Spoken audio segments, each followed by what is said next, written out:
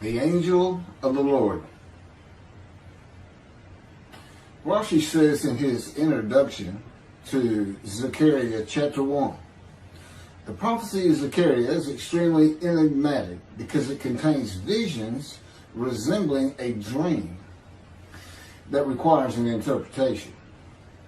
We cannot ascertain the truth of its interpretation until the teacher of righteousness comes. Nonetheless, I will put my heart to reconciling the verses one by one according to the interpretations that resemble it and follow the interpretation of Jonathan. This is God's test for the Jewish people, in particular the Jewish leaders. God's test of who the descendant of David is. The man described in Isaiah 53, the teacher of righteousness. That's who Rashi, known as one of the first rabbis to say that Isaiah 53 described the people, the Jewish people, as the patriarch Israel. Then here he is in Zechariah saying, we got to have to know the truth of at least chapter 1 of Zechariah, to know its truth, because we can't do it. And no Jewish man, religious, academic, commentator, or otherwise, has ever had the answer to this. And yet this video is going to give it to you. Why? I'm the teacher of righteousness. This is Zechariah chapter 1, verses 7 through 12. That's the preamble that Rashi leads into before he starts his commentary. And this is in Midrash form. That's where I take parts of a verse and interpret each in individual segments. Verse 7. On the 24th day of the 11th month of the second year of Darius, the month of Shebat, this word of the Lord came to the prophet Zechariah, son of Berechiah, son of Iddo. This word of the Lord. This verse continues with, in the night I had a vision, which is not a word of the Lord. The word of the Lord coming to Zechariah means the messenger of the words of God has come to Zechariah, who is the angel of God's presence, and the word of the Lord. Literally, that's his name. He has alighted upon Zechariah to bring a vision from God. Not a word, a vision. Verse 8. In the night I had a vision. I saw a man mounted on a bay horse standing among the myrtles in the deep, and behind him were bay, sorrel, and white horses. In the night I had a vision. There's a man on a horse standing in the myrtles. He is later referred to as the angel of the Lord, standing in the myrtles. The angel of the Lord alights upon and enters men, and my name, Hashem, is in him and can speak through the man. Zechariah has an angel with him who is his guide in the vision. The deep is like a valley Zechariah is looking down on, filled with myrtle trees, and then an open area below that is where the bay, sorrel, and white horses are. Verse 9. I asked, what are those, my Lord? And the angel who talked with me answered, I will let you know what they are. What are those, my Lord? Zechariah is not talking to the angel. That's an angel. It's not my Lord. Who answered, but who never lets him know what they are. he is asking the man standing among the myrtles on a bay horse about the horses in the open area and calls him my Lord. Verse 10. Then the man who was standing among the myrtles spoke up and said, these were sent out by the Lord to roam the earth. Then the man who was standing among the myrtles spoke up and said, again, this is Midrash form. Okay, so the man standing in the myrtles answers the question of Zechariah, not the angel who is with Zechariah. Verse 11, and in fact, they reported to the angel of the Lord, who was standing among the myrtles. We have roamed the earth and have found all the earth dwelling in tranquility. And it's just like a dream. We have horses talking. You know, there could have been birds. Anything that can go far and go a long ways out and then come back. In this case, for this story or for this dream that was given Zechariah, it's horses. And in fact, they reported to the angel of the Lord. They who reported are the horses who have gone to and fro throughout the earth, and they spoke the report to the angel of the Lord, who was standing among the myrtles. The angel of the Lord, who was standing among the myrtles, has alighted upon and entered the man standing amongst the myrtles. The angel of the Lord is using this man as his visible presence. You cannot see the angel of the Lord. Just as he once used a burning bush for his visible presence, and God spoke through him to Moses. Not just as his visible presence, he also used the man to say, these were sent out by the Lord to roam the earth. In other words, it sounded like the answer was coming from this man. But it's coming from the angel of the Lord, and God is in that angel, his presence. Because that's the angel of his presence. You can find that in Isaiah chapter 63. I don't recall the verse. I never see anything on the angel of his presence. Wherever God's presence is, the presence that enters the temple, I never hear any mention of the angel that has to be with him. Why? It's the angel of his presence, who is the angel of the Lord. Yeah, I believe, and I'm not certain about this, but I've heard it at least one or two times, and that is Christianity believes the angel of the Lord is Jesus Christ. Thereupon the angel of the Lord exclaimed, O Lord of hosts, how long will you withhold pardon from Jerusalem and the towns of Judah, which you placed under a curse 70 years ago?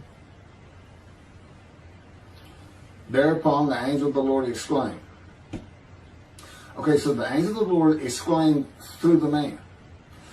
Zechariah heard the words come from the man standing in the myrtles. It is the only way Zechariah could have heard the words. The angel of the Lord can only speak to the man he has alighted upon. Ezekiel describes this as, a spirit entered into me and set me upon my feet, and I heard what was being spoken to me. O Lord of hosts, how long will you withhold pardon from Jerusalem and the towns of Judah, which you placed under a curse 70 years ago? The following verses are from the book of Isaiah regarding this curse. Isaiah chapter 43, verse 2. So I profaned the holy princes. I abandoned Jacob to proscription and Israel to mockery. That, of course, is God speaking.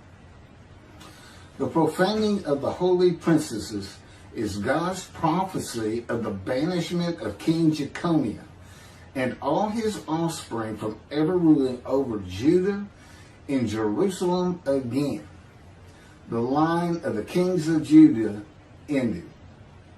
The line described king by king in the first book of the New Testament of Christianity. the line of Jesus. The abandonment and mockery are God's prophecy that the northern kingdom and the southern kingdom of the Israelites would be defeated and deported from the promised land. Isaiah witnessed the deportation of the northern kingdom, but the deportations of the southern kingdom were many years after his death. This is chapter 43, verses 5 through 7. Fear not, for I am with you. I will bring your folk from the east, will gather you out of the west. I will say to the north, give back, and to the south, do not withhold. Bring my sons from afar, and my daughters from the end of the earth, all who are linked to my name, who I have created, formed, and made for my glory. Okay, this is God's prophecy that all the tribes of Israel would return from the Assyrian deportations of the tribes east of the river Jordan, that were Reuben, Gad, and the half tribe of Manasseh, and all the tribes of the northern kingdom deported by Assyria, defeated and deported, and the Babylonian deportations of the southern kingdom. It is a prophecy that is specific to the Assyrian Babylonian exiles.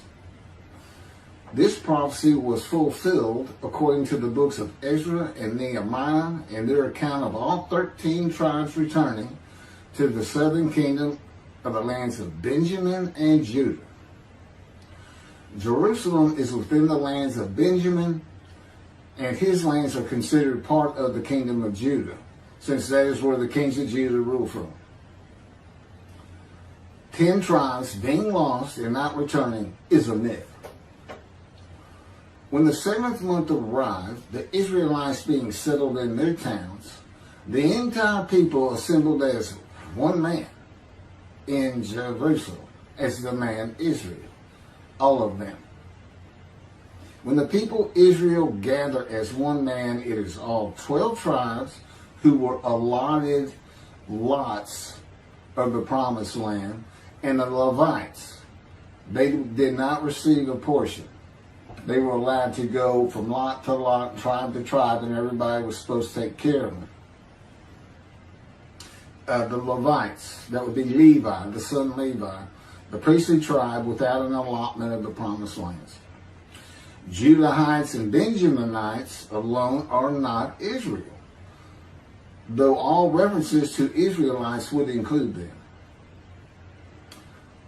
All of Israel had returned together to Jerusalem and Judah, mindful of the imported Gentiles in the northern kingdom, imported by the Assyrians, many of whom tried to stop the building of the second temple. This is why everybody returning, all 13 tribes, all went to Judah. The northern kingdom was occupied by Gentiles, I would assume Assyrians and Arabs.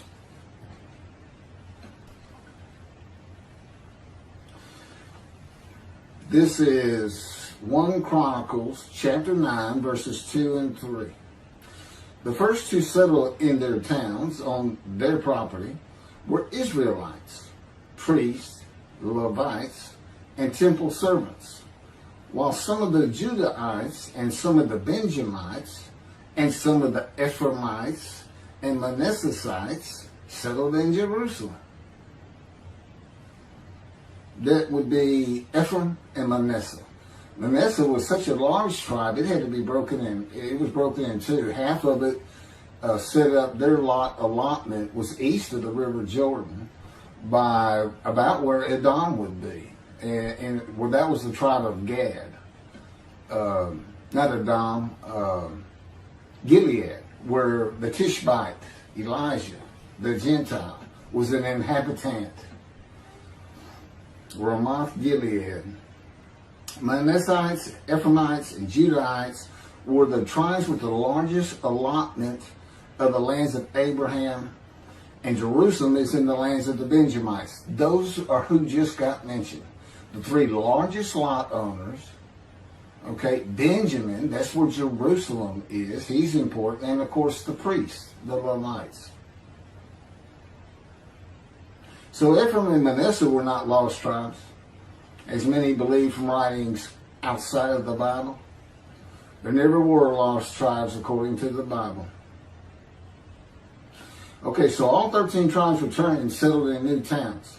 The accounts of the deportations indicate there was not much left of the old towns. There is no account of how the new towns were settled, though it is unlikely it was based on prior ownership. The exile lasted too long for the deported owners to still be alive, and the tribes of the northern kingdom had to build new towns to live in. It also says the Levites settled in on their lands. So everybody had to pick and choose, and I'm sure the strong and wealthy got the best places, and again, many just settled in Jerusalem. Okay, this is Isaiah chapter 43, verse 14. Thus said the Lord, your Redeemer, the Holy One of Israel, for your sake I send to Babylon. I will bring down all her bars, and the Chaldeans shall raise their voice in lamentation. This is God's prophecy that Assyria would be conquered by the Babylonians, who were defeated by the Chaldeans. But they actually go back and forth and actually became somewhat intermingled, Chaldeans and Babylonians. And that he would raise up the Gentile anointed king Cyrus of Persia to conquer them, to clear the way for all the tribes to return.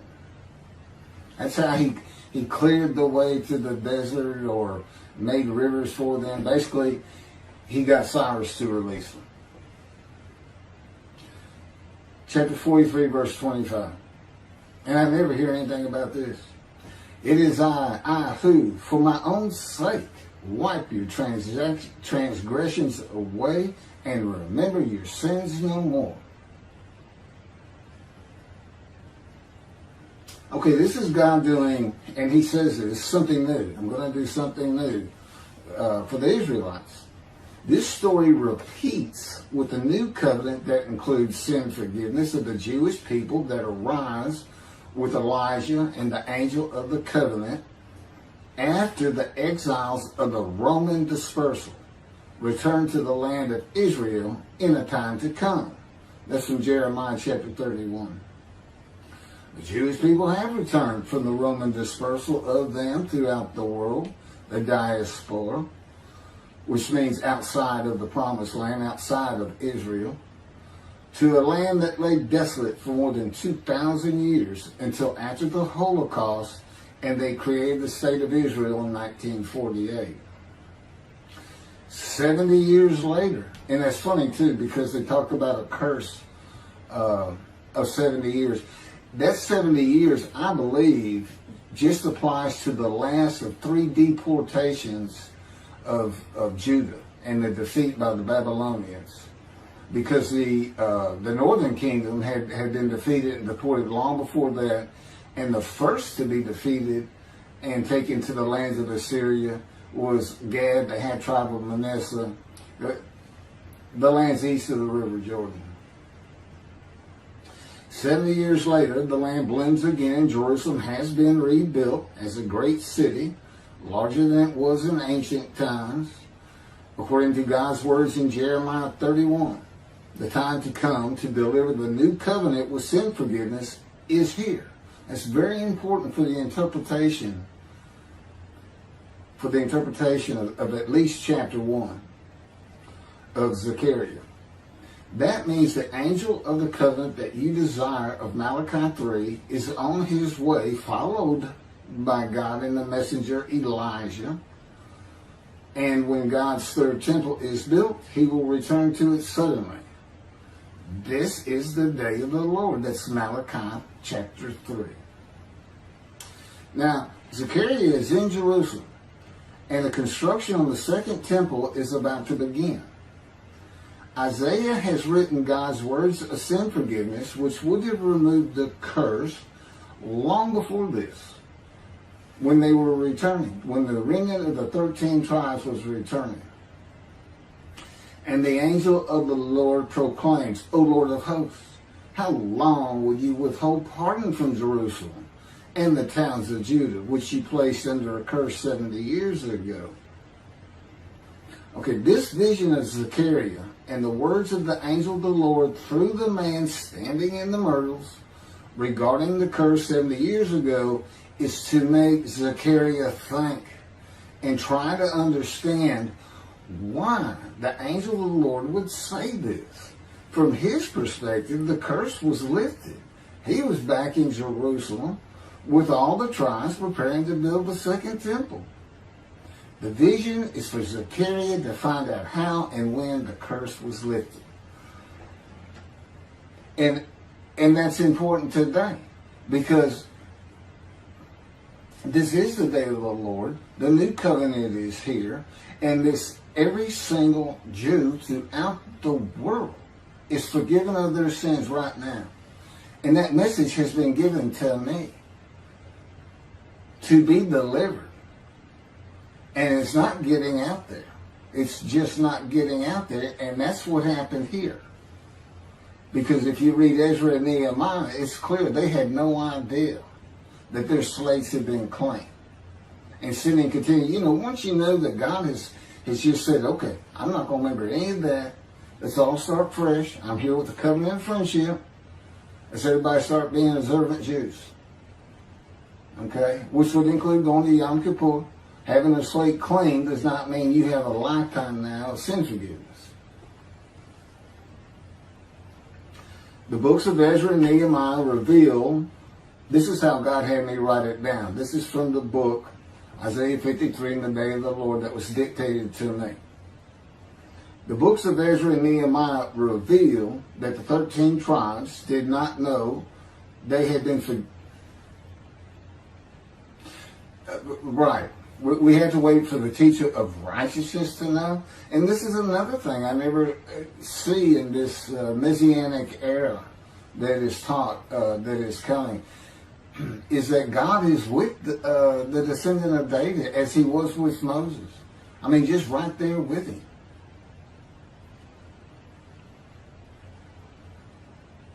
The books of Ezra and Nehemiah reveal that the 13 tribes did not know they had been forgiven of their sins to be a holy seed in the building of the second temple. If people know they have been forgiven and have a clean slate from past transgressions against God and his laws, they are more likely to stop their sinful ways and abide by his laws in the future. The scroll of Isaiah needs to be found and interpreted by Zechariah and the religious leaders so they will know of God's forgiveness of their sins. God will be returning before the temple is built. That will be the third temple, to test the devotion of his righteous servant and make him suitable for his purpose, which might prosper. That includes the building of the third temple. This would begin when his spirit alights upon the anointed one, Moshiach. His presence with his righteous servant will be necessary for the temple to be rebuilt. Islam will not freely hand over their third most holy site to Israel and abandon the Dome of the Rock Mosque, a mosque that sits on the Temple Mount purchased by King David for God, the most holy site of the Jewish people. With God is the angel of his presence who is already on the way. You want me to skip that? Okay, this has been covered in other videos more than once.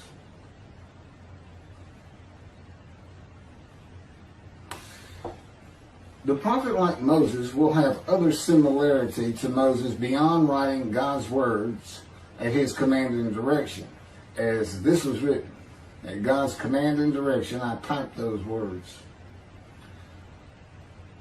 To the greatest degree possible for any human being, Moshe's identity and existence became one with the Creator. Now that's who you're looking for when you say the prophet like Moses. It's not Joshua. I've heard that one, which is, it says right there on that page, there's never been another prophet like Moses. Well, his attendant Joshua standing right there, if that's, anyway. Moshe's identity and existence became one with the Creator. I don't think you can say that of Joshua. I don't think you can say that of any man until the Spirit of God alights upon him in chapter 11 of Isaiah. He surrendered himself to God to the extent that our sages say the Shekinah, divine presence, which is the angel of his presence, who is the Holy Spirit. He's an angel, and his body is not human form with wings. His body is the Spirit of God. Wherever God is, his Spirit is. Wherever his presence is, the angel of his presence is. They're always together. So when they alight upon a man and say, okay, we have tasks for you, that man immediately becomes a man in divine beings. And that's the Shekinah. That's the Spirit of God and the presence of God entering into the temple, which would include the angel of his presence. The Shekinah spoke through Moshe's throat. As I have mentioned, God can speak through me. You're only going to know it, just like with the man standing in the myrtles, by the words that are spoken. Okay? Because it's my voice. But it's not me. You know, I can tell the difference. You can't, other than those would be how God would state it. And you can, if you watch closely, you can see it happen in all these videos. I mean, for the most part. Where God just, you know, it just throws out a sentence or two. And I just keep going, you know. I let him get done and I just pick up from there. We've been working on this for over 13 years. That's from the Zohar, Volume 3, page 232A. And then it says, i.e., he was God's veritable mouthpiece on this earth.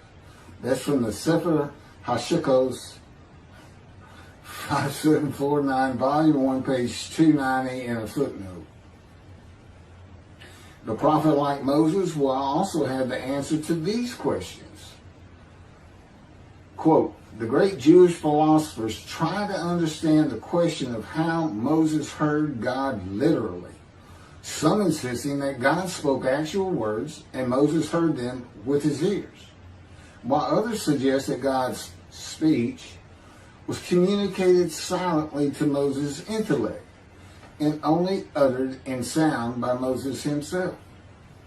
Maimonides, Rambam, even as he affirmed the communication between God and Moses as a fundamental Jewish belief, ultimately conceded the mysteriousness of that process. The entire Torah reached Moses from God in a manner which is figuratively described as speech, but no one has ever known how that took place except Moses himself, whom that speech reached. That's commentary on the Mishnah, Sanhedrin, Chapter 1. Well, I have the answers, and I've been telling you the answers. God is in his Spirit. Spirit enters into you because we find it in Ezekiel. There's where God tells you. God was telling Ezekiel, Ezekiel, get up on your feet. Ezekiel says, at that very moment, a spirit entered into me and I could hear the words of God. There it is. When he enters him. Now, he's not hearing that through his ears. There's the first question answered. It's not to your ears. And there is a silent knowing. That's what we call it, what God has taught me. Now, generally, I just hear words as though they came in through my ears and they're in my mind, as though my eyes and my ears have perceived. But he can put just knowledge into my mind without uttering a word. And it's kind of can be pointed out easiest with when he comes to a man, and like he came to Samuel, and Samuel just says, here I am. It's as though before he speaks to you, and this is what happened with me, he put in a knowledge in my mind that the God of creation was about to speak to me. And so when he did speak, it was as though he had always been there speaking to me. Not unlike how Adam would have felt.